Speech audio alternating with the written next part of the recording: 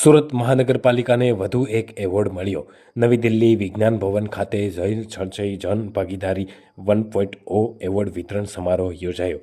Water harvesting બાબતે કરેલા કામને લઈને દેશમાં સુરત મનપા છઠ્ઠા ક્રમે આવ્યું. સુરત મહાનગરપાલિકાનું મ્યુનિસિપલ કોર્પોરેશન કેટેગરીમાં દેશમાં છઠ્ઠો ક્રમ. સુરત મનપા કમિશનર, મેયર તેમજ સ્ટેન્ડિંગ ચેરમેન અને પાણી સમિતિના ચેરમેનને એવોર્ડ એનાયત કરાયો. સમગ્ર ગુજરાતમાંથી માત્ર સુરત મહાનગરપાલિકાની પસંદગી એવોર્ડ માટે કરવામાં આવી છે, જે સુરત માટે ખૂબ ગૌરવની વાત ગણી શકાય.